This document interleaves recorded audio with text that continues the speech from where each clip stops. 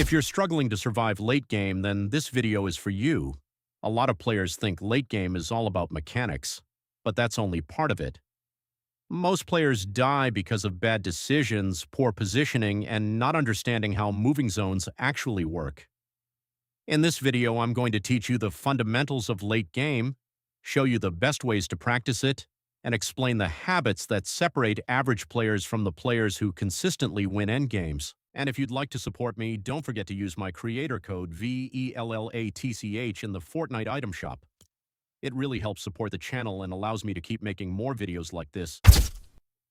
Before we get into the guide, let's talk about where you should actually practice. If you're a beginner, I highly recommend playing Noble Open. It's one of the best places to learn moving zones without facing the strongest players every game. If you're already comfortable with the basics and want better practice, start playing Pollo No Zone rules. The lobbies are much more competitive and will force you to make smarter decisions. Once you're above average, move on to the higher divisions in Noble and Pollo.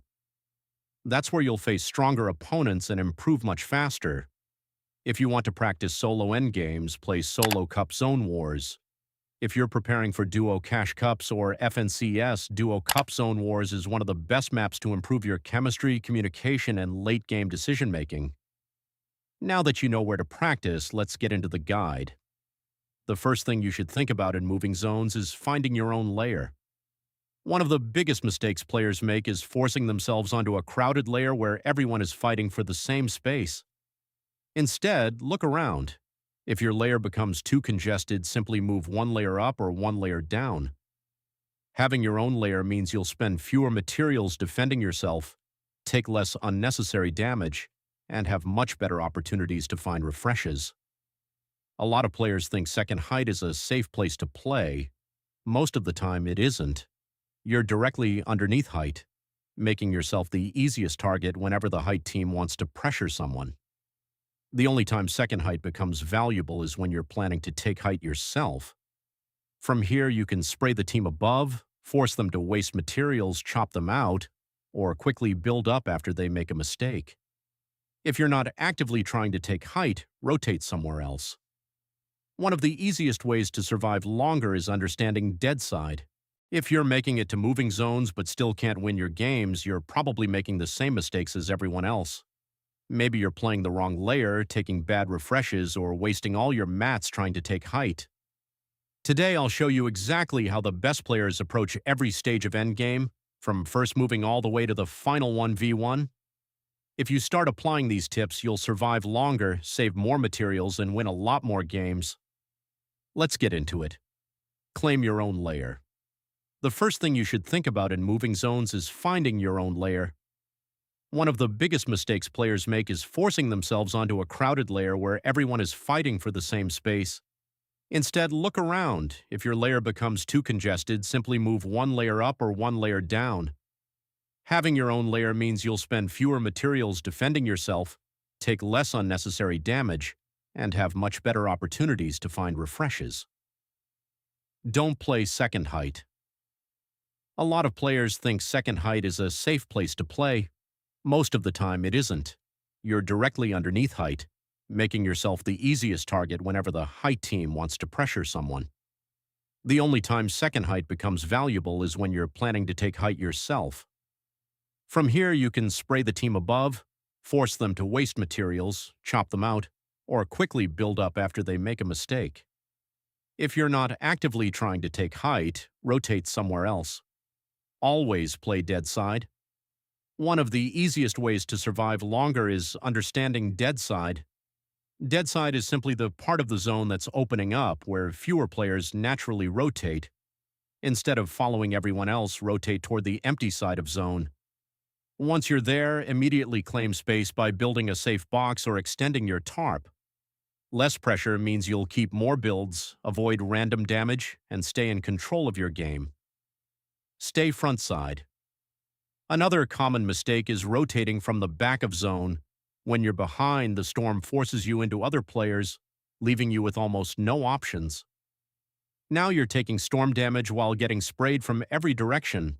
Instead, try to stay ahead of the moving zone whenever possible. Being frontside lets you control your rotates instead of letting the storm control you. Stay calm. Mechanics are important, aim is important, but none of that matters if you panic. The best endgame players don't spam builds every time they get shot. They stay patient. They think before making every move.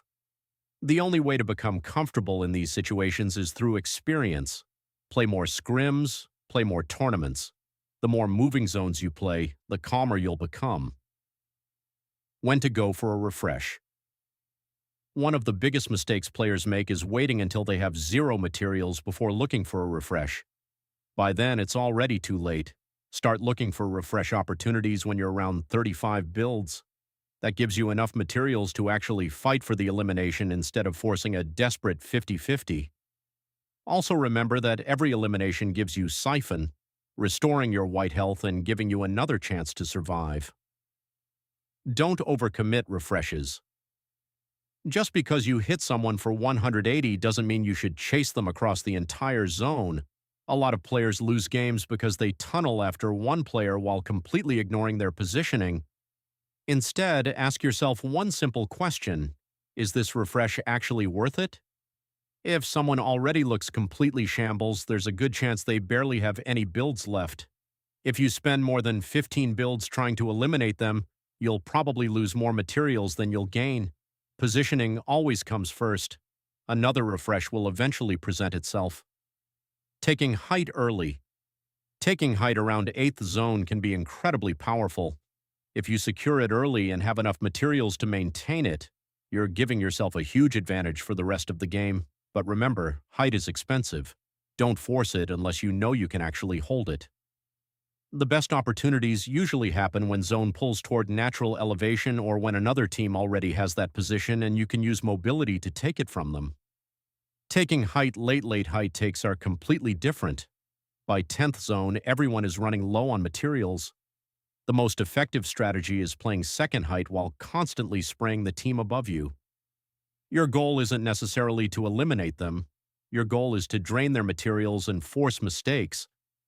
If one player gets cracked or knocked, that's usually your signal to build up and take control. Another option is using white heels to play inside storm, rotating behind the height team and chopping them out when they least expect it. Keep applying pressure. Once you own height, your job isn't finished. Continue spraying everyone below you. If you enjoyed this video and want to see more competitive Fortnite guides, make sure to leave a like, subscribe to the channel, and don't forget to use creator code VELLATCH in the item shop. Thanks for watching, and I'll see you guys in the next one.